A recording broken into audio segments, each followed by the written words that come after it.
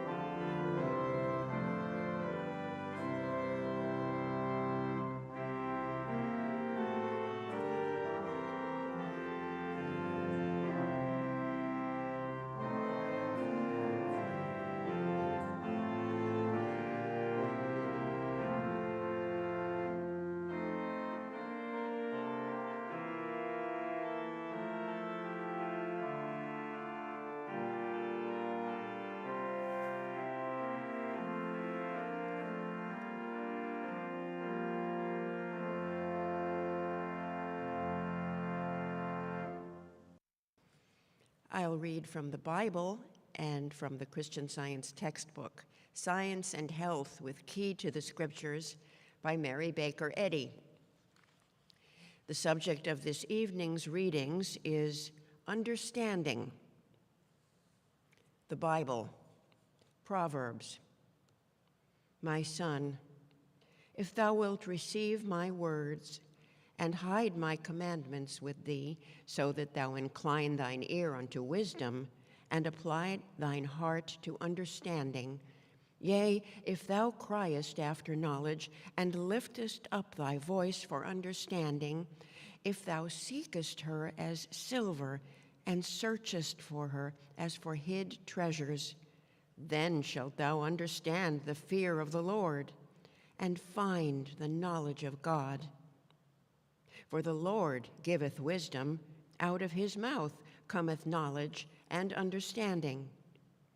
He layeth up sound wisdom for the righteous. He is a buckler to them that walk uprightly.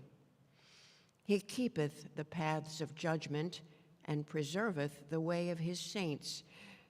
Then shalt thou understand righteousness and judgment and equity, yea, every good path.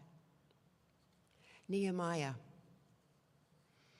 And all the people gathered themselves together as one man into the street that was before the water gate. And they spake unto Ezra the scribe to bring the book of the law of Moses, which the Lord had commanded to Israel.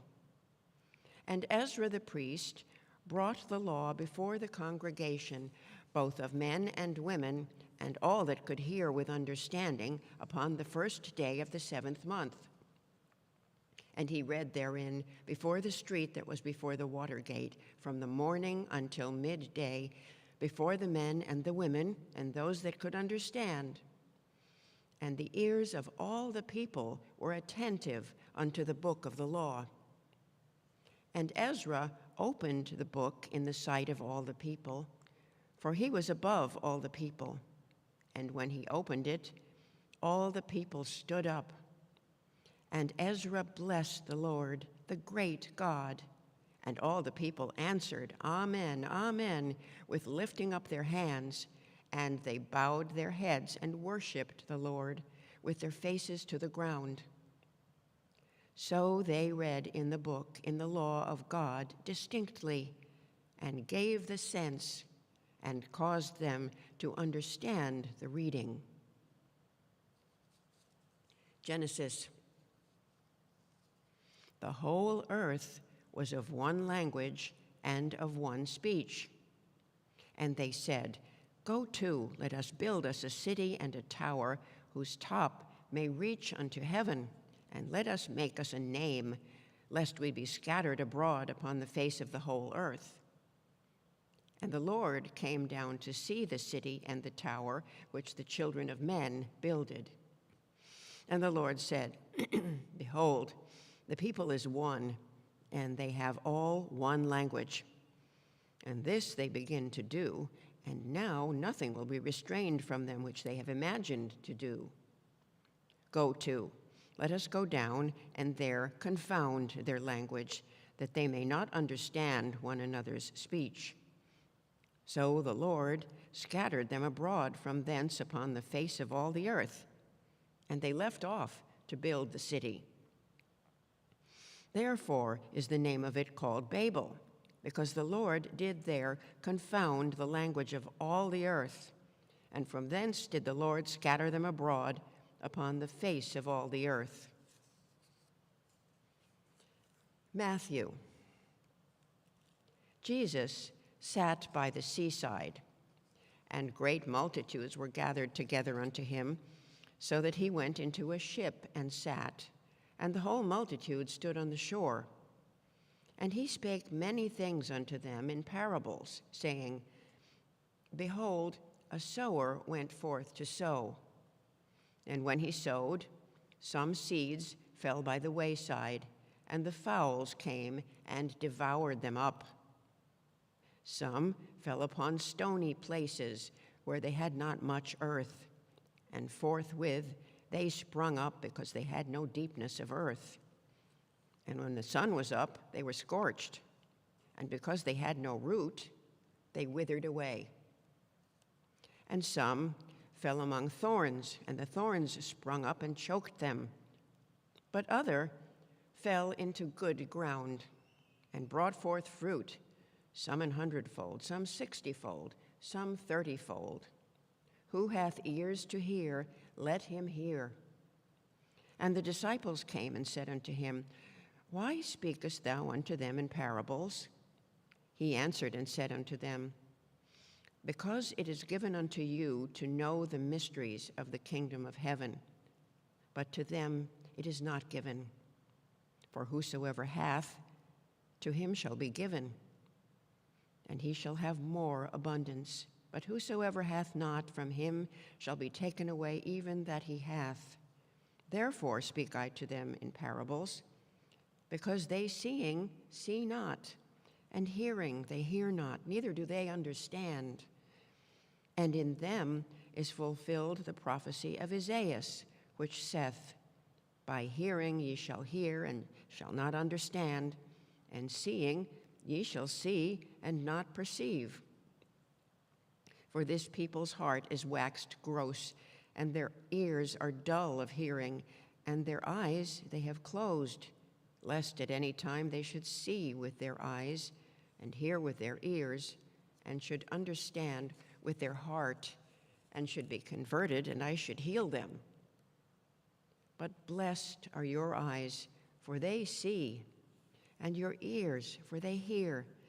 For verily I say unto you, that many prophets and righteous men have desired to see those things which ye see, and have not seen them, and to hear those things which ye hear, and have not heard them.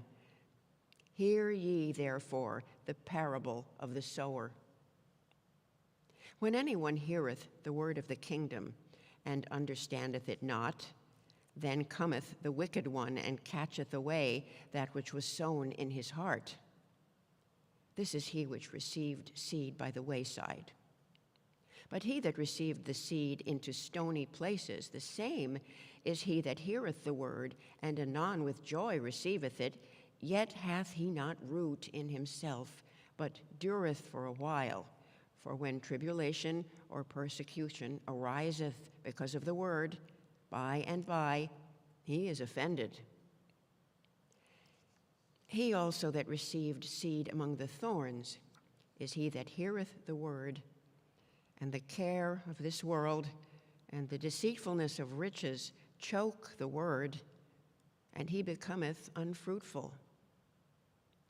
But he that received seed into the good ground is he that heareth the word and understandeth it, which also beareth fruit, and bringeth forth some 100-fold, some 60, some 30. 1 Corinthians. Follow after charity, and desire spiritual gifts, but rather that ye may prophesy. For he that speaketh in an unknown tongue speaketh not unto men, but unto God, for no man understandeth him.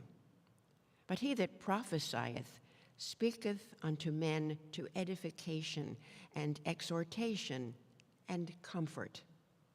He that speaketh in an unknown tongue edifieth himself, but he that prophesieth edifieth the church. I would that ye all spake with tongues, but rather that ye prophesied. For greater is he that prophesieth than he that speaketh with tongues, except he interpret, that the church may receive edifying.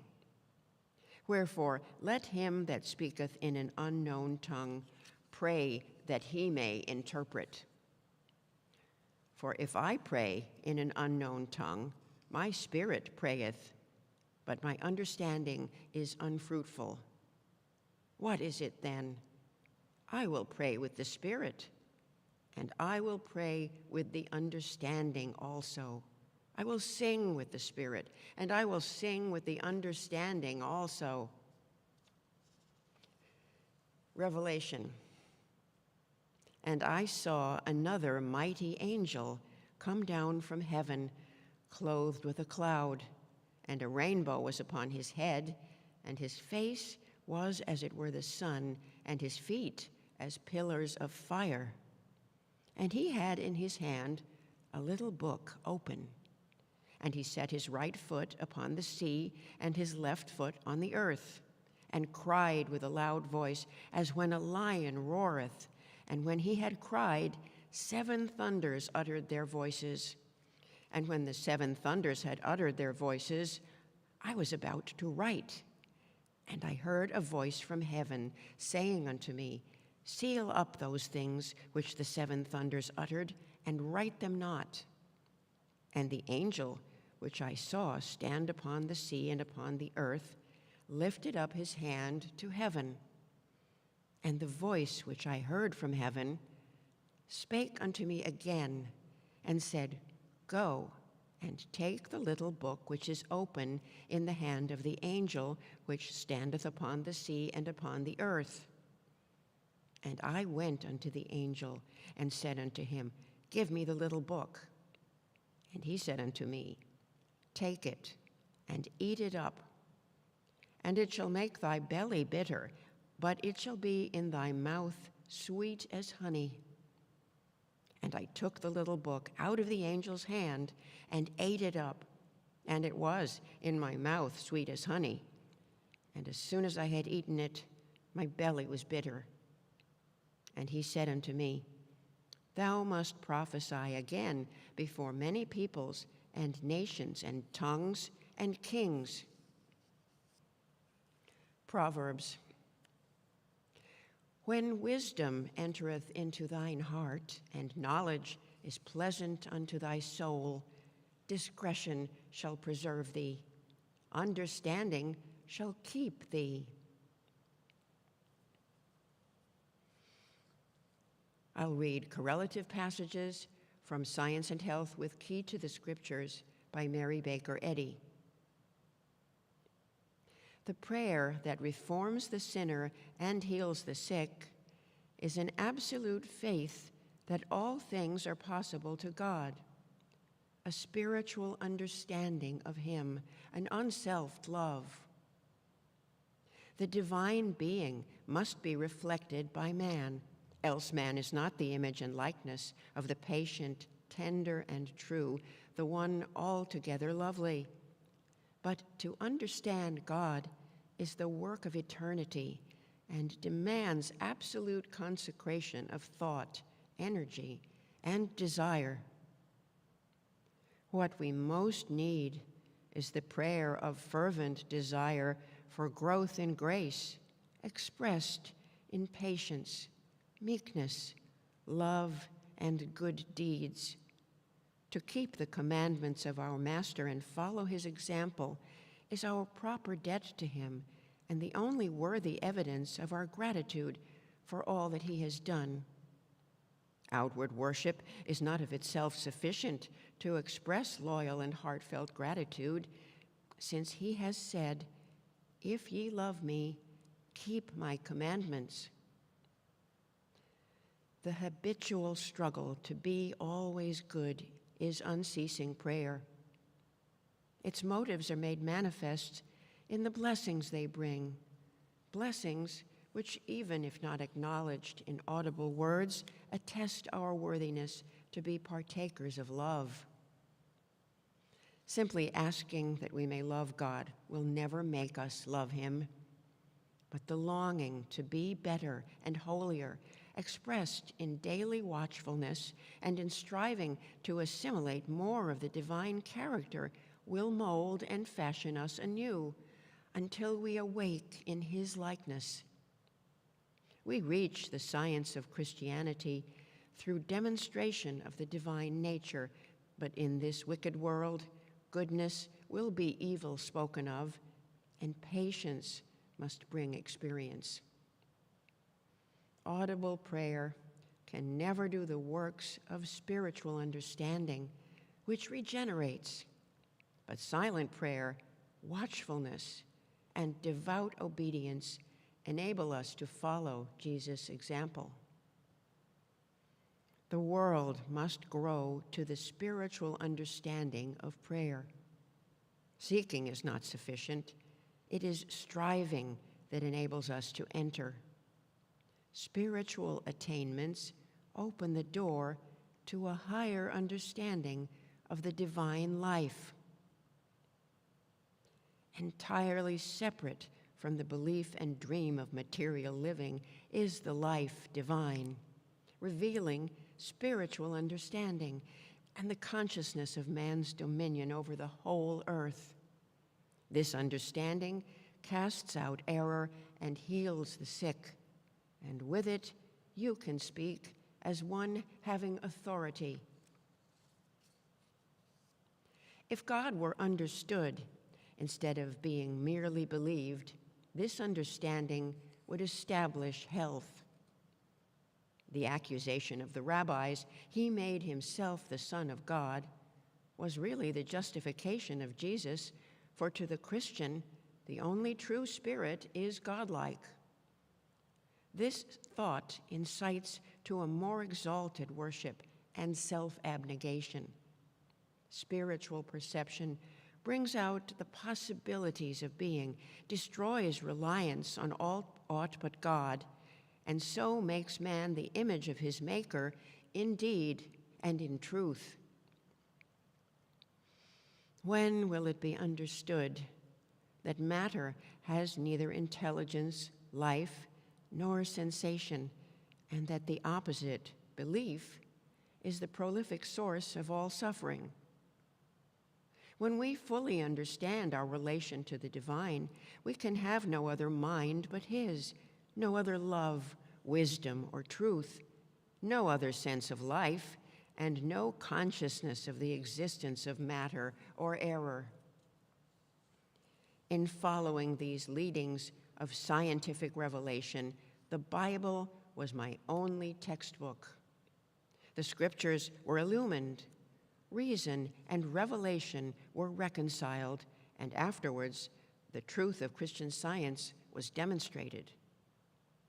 No human pen nor tongue taught me the science contained in this book, Science and Health, and neither tongue nor pen can overthrow it. This book may be distorted by shallow criticism or by careless or malicious students, and its ideas may be temporarily abused and misrepresented, but the science and truth therein will forever remain to be discerned and demonstrated. Our Master said to every follower, "Go ye into all the world and preach the gospel to every creature.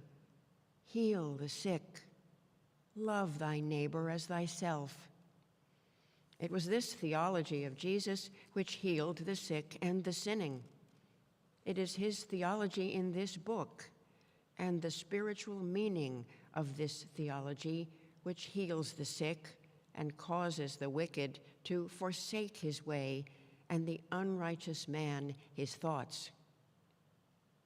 Although this volume contains the complete science of mind healing, never believe that you can absorb the whole meaning of the science by a simple perusal of this book.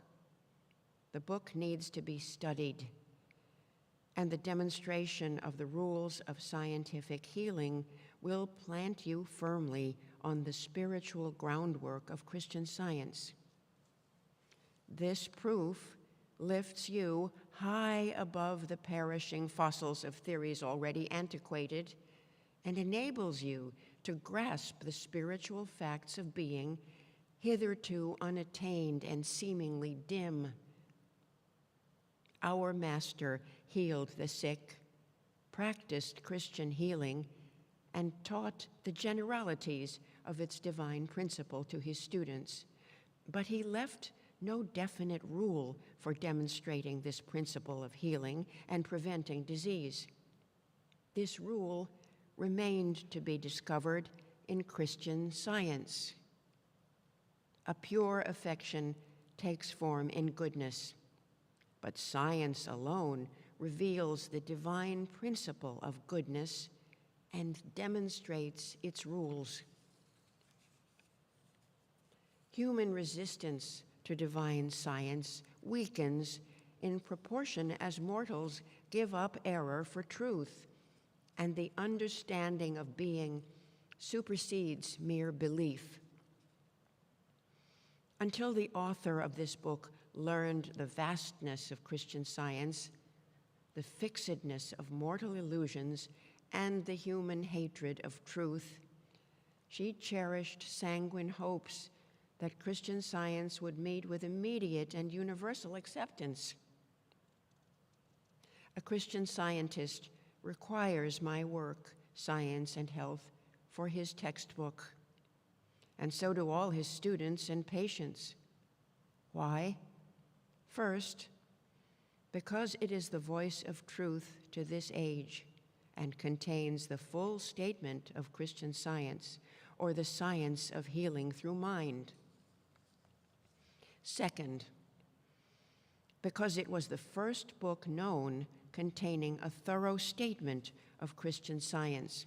Hence, it gave the first rules for demonstrating this science and registered the revealed truth uncontaminated by human hypotheses.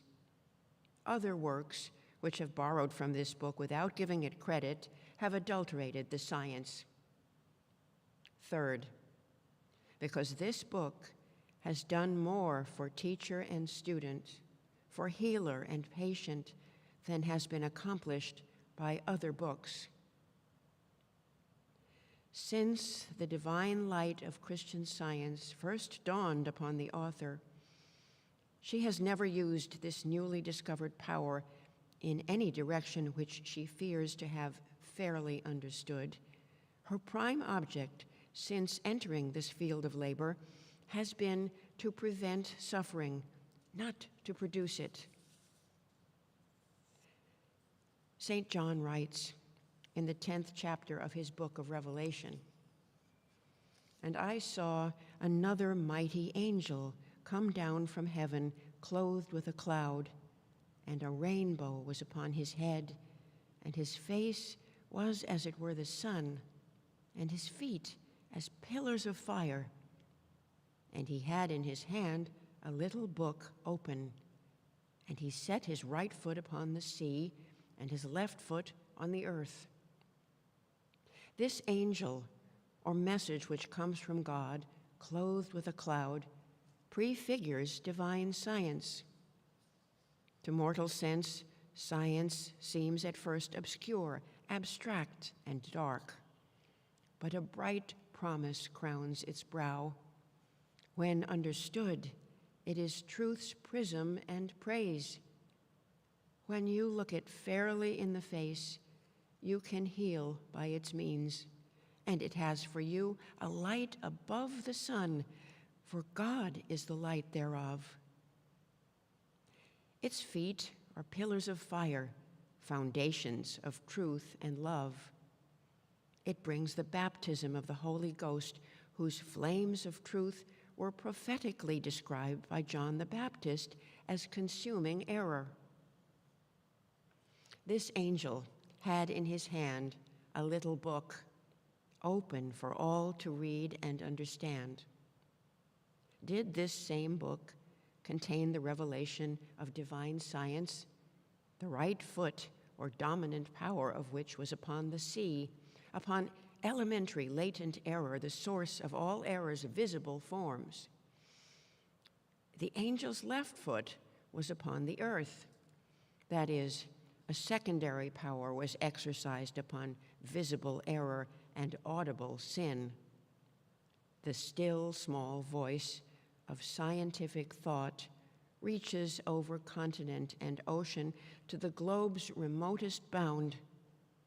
The inaudible voice of truth is to the human mind as when a lion roareth. It is heard in the desert and in dark places of fear. It arouses the seven thunders of evil and stirs their latent forces to utter the full diapason of secret tones. Then is the power of truth demonstrated, made manifest in the destruction of error. Then will a voice from harmony cry, "Go and take the little book, take it and eat it up, and it shall make thy belly bitter, but it shall be in thy mouth sweet as honey." Mortals, obey the heavenly evangel. Take divine science. Read this book from beginning to end. Study it. Ponder it.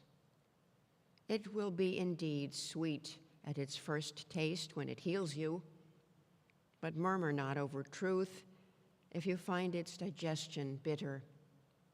When you approach nearer and nearer to this divine principle, when you eat the divine body of this principle, thus partaking of the nature or primal elements of truth and love, do not be surprised nor discontented because you must share the hemlock cup and eat the bitter herbs. For the Israelites of old, at the Paschal meal, thus prefigured this perilous passage out of bondage into the El Dorado of faith and hope. Divine science reverses the false testimony of the material senses and thus tears away the foundations of error. Hence the enmity between science and the senses and the impossibility of attaining perfect understanding till the errors of sense are eliminated.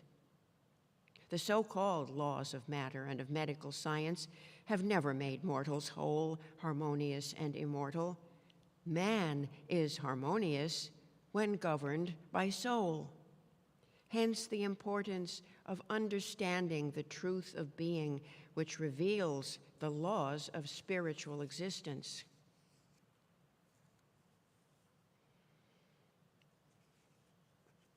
Let's pray together in silence for a few moments, and then pray aloud the Lord's Prayer.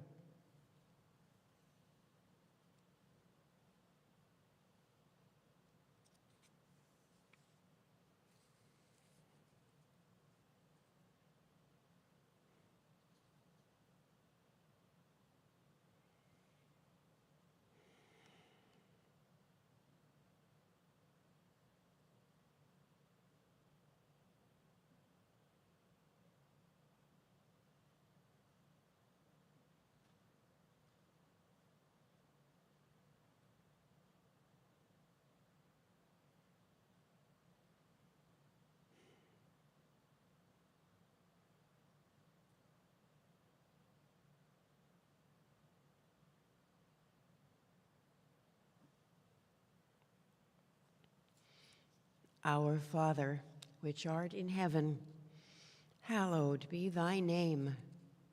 Thy kingdom come, thy will be done in earth as it is in heaven.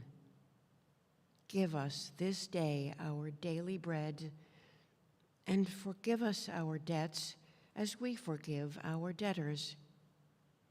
And lead us not into temptation, but deliver us from evil. For thine is the kingdom, and the power, and the glory, forever. Let's sing hymn number 73.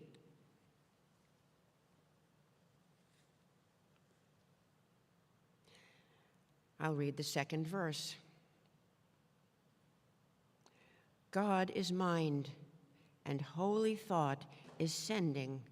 Man, his image, hears his voice.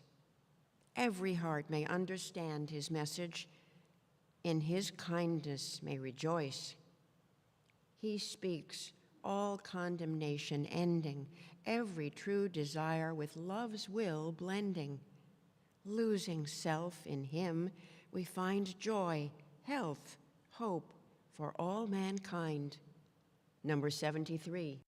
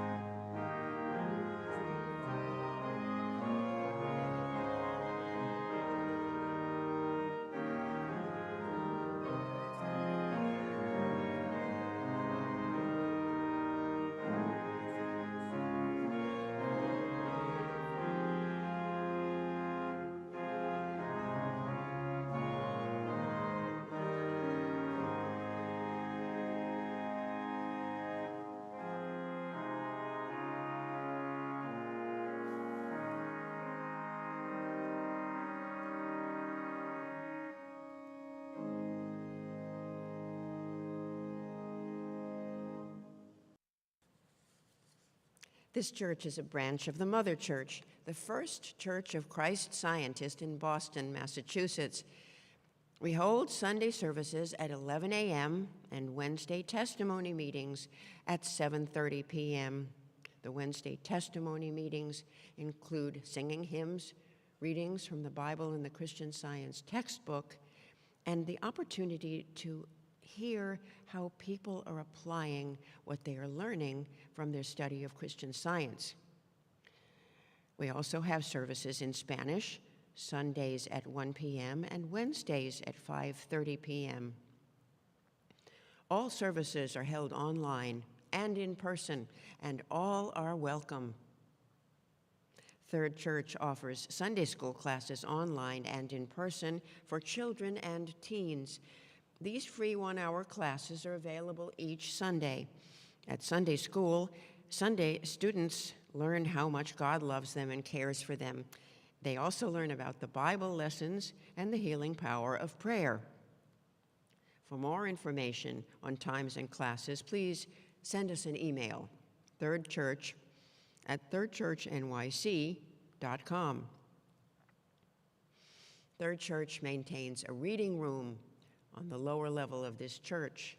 The reading room provides a quiet place for prayer and study, and all are welcome. Here you may purchase books and recordings on Christian Science.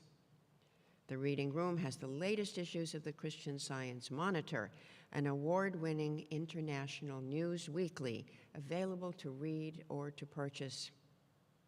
Reading room hours are Monday through Friday from 1 to 4 p.m. I'll read from the Manual of the Mother Church by Mary Baker Eddy, Article 8, Section 24, titled Testimonials. Glorify God in your body and in your spirit, which are God's.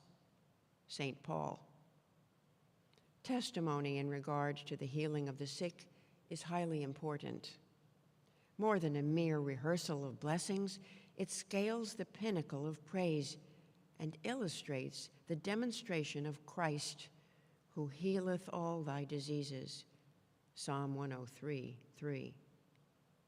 This testimony, however, shall not include a description of symptoms or of suffering, though the generic name of the disease may be indicated. This bylaw applies to testimonials which appear in the periodicals and to those which are given at the Wednesday evening meeting. Our meeting is now open for all to share experiences of healing and spiritual insights that prove God's ever-presence and power in their lives. If you're listening by telephone and would like to speak, press *6 and wait until your line is unmuted. Please speak directly into the microphone of your telephone. Your message will be easier to hear if you do not use the speaker function. If you're watching via Zoom, you can choose the raise your hand icon or unmute yourself and speak.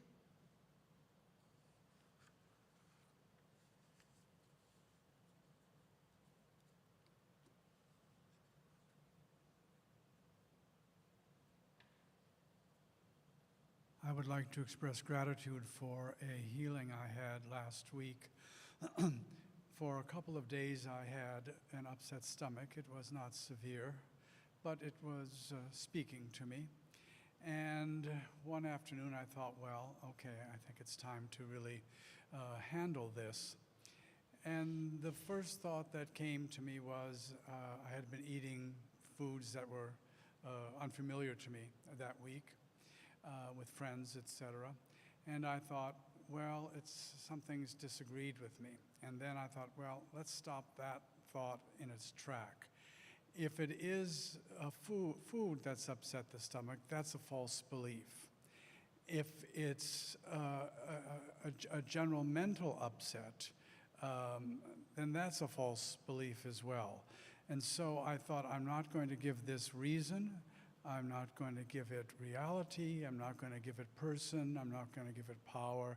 I'm not going to give it a place or a time. So knowing that what I was handling was a false belief, a false mentality, and not a physical condition, I started to get some inspiration. And last week's lesson, as we know, was on spirit. And I had been making some progress in understanding what is sometimes to me the more abstract or difficult synonym for God. And I started working with the scientific statement of being, which is, pretty pro forma for a Christian scientist to do. And I was working along rather nicely.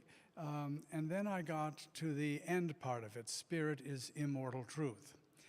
And it really just struck me in a very kind of warm way, just established in my thought that right then and there, spirit was in control. It's immortal truth. It isn't governed by materiality, which is mutable, temporary, random. Spirit is immortal truth. And then I completed it, but I could tell that the healing was essentially complete. And I realized that when I work with the scientific statement of being, I work with it in a lot of detail. And by the time I get to spirit is immortal truth, I've worked with it for quite a while, and I tend to give the ending of it sort of short shrift, because I thought, well, I've gotten what I need out of the scientific statement of being. And so that was also a good reminder that every part of that is revelation and is important for healing, and that is the part of it that healed me last week. I was very grateful. Thank you. Thank you.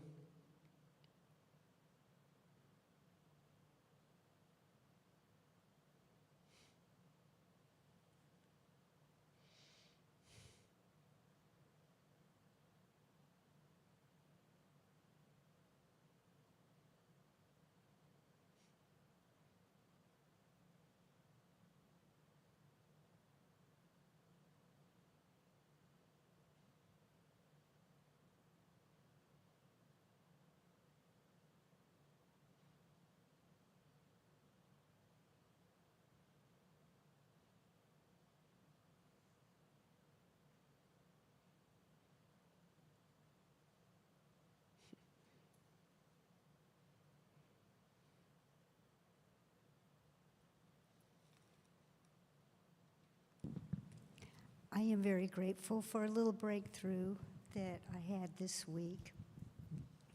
I had requested a very important activity time and again over an extended period of time, and no response.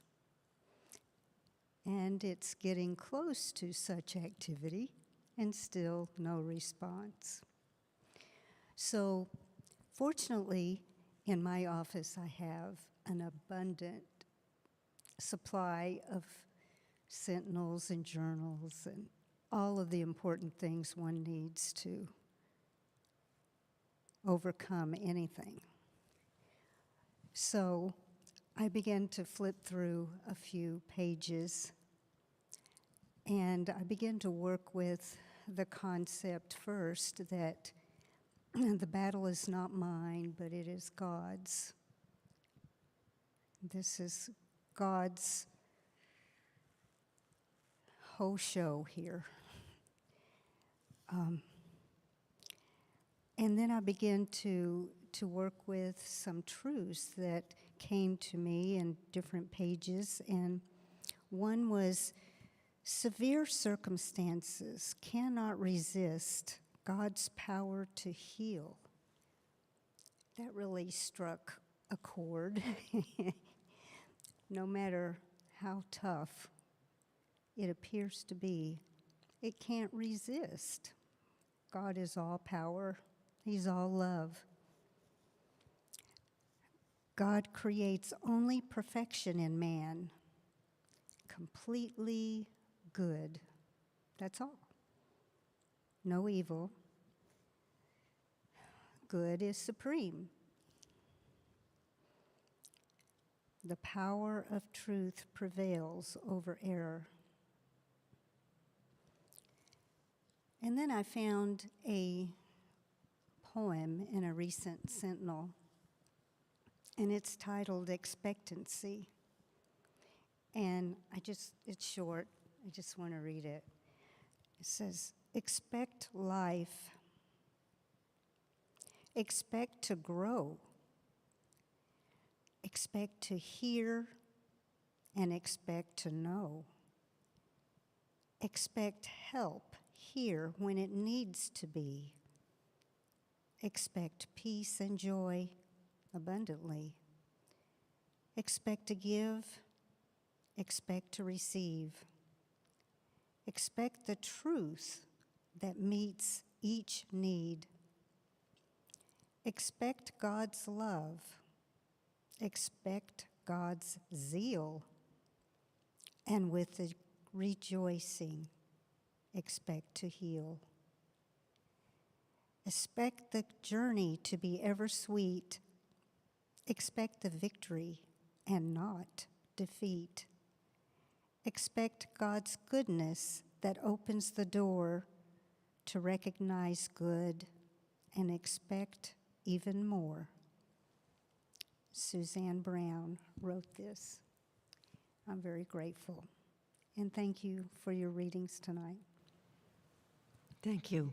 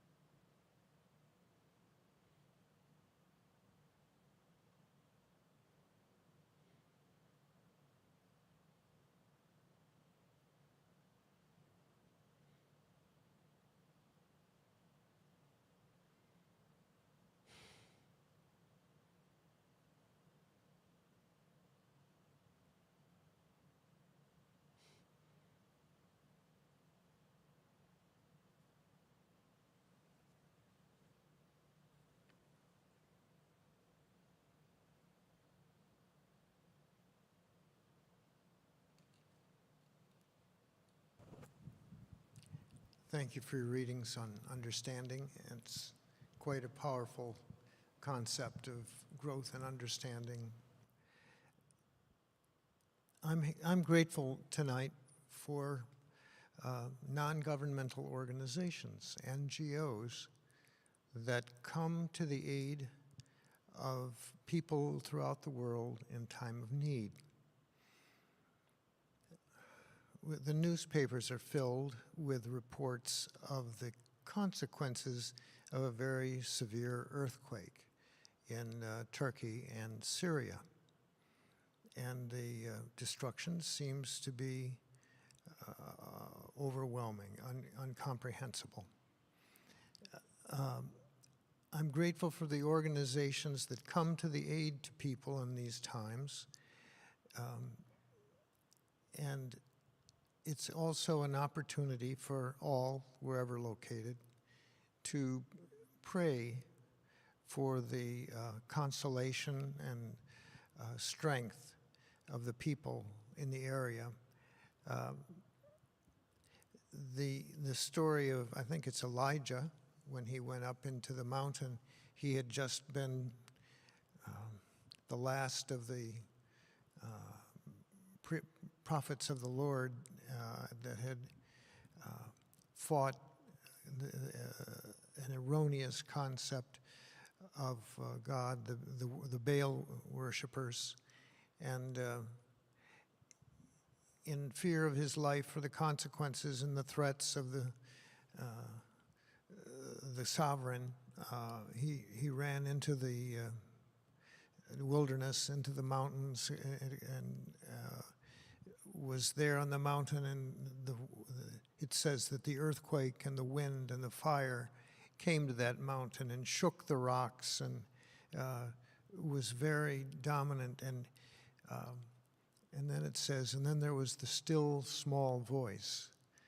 And Mrs. Eddy says that still small voice goes over continent and ocean to the earth's remotest bound. And it's that voice of God that says the only power is good, and the only presence is good, and that they all are embraced in the love of God and are the objects of God's love. And that voice of truth will give solace and consolation and strength, and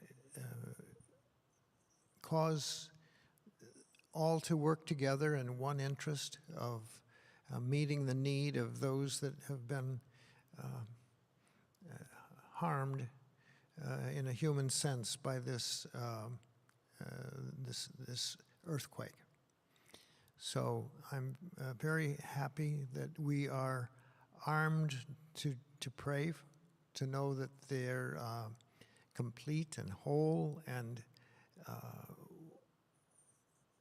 we can express love in unison of action and rendering aid and assistance. Thank you.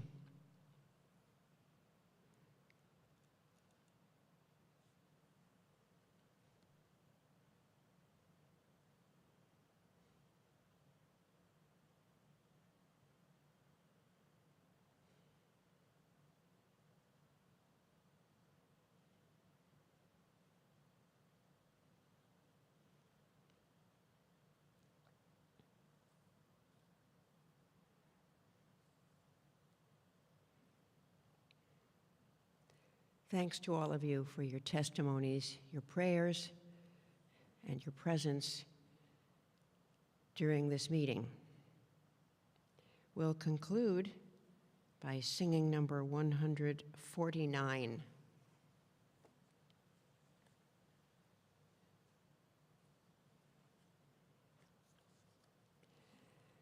In love divine, all earthborn fear and sorrow fade. Fade as the dark when dawn pours forth her light. And understanding prayer is fully answered when trustingly we turn to God aright. Number 149.